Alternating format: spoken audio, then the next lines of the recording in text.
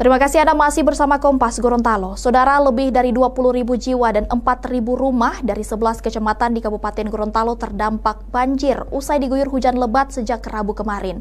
Luapan Danau Limboto memperparah kondisi banjir di 3 kecamatan, ketinggian air hingga mencapai lebih dari 3 meter dan banyak harta benda yang tak bisa diselamatkan.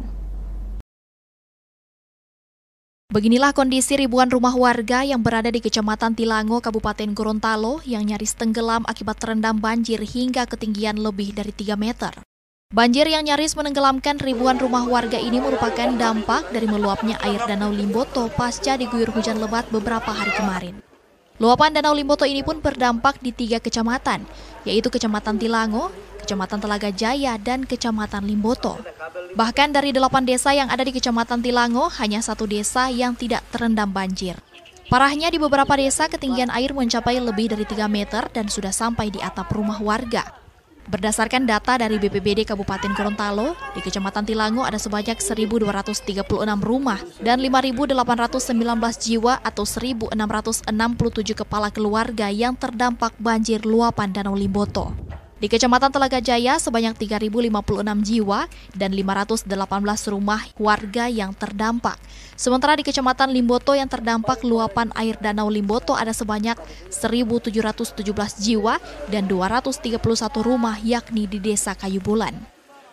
Secara keseluruhan ada 11 kecamatan di Kabupaten Gorontalo yang terdampak banjir akibat curah hujan yang lebat. Dari 11 kecamatan itu, BPBD Kabupaten Gorontalo mencatat ada sebanyak 20.904 jiwa atau 6.152 kepala keluarga dan 4.061 rumah yang terdampak banjir. Ini kendala kita dari pertama orang yang tidak mau mengungsi. Warga yang terdampak ini ada 9.713. Yang sekarang masih berada di lokasi-lokasi pengungsian itu hampir ada sekitar 7.113 orang. Itu di beberapa itu di desa, hampir di semua desa di Kecamatan Tilango minus Desa Tinelo saja. Jadi dari Dulomo, Tualango, Tabumela, Tilote, kemudian Ilotidea, sama Tenggela dan Laonu. Jadi dari 8 desa, 7 yang terdampak luapan air danau. Dan ini air danau ini tidak sama dengan banjir air sungai. Kalau ini bisa bertahan sampai 2 bulan.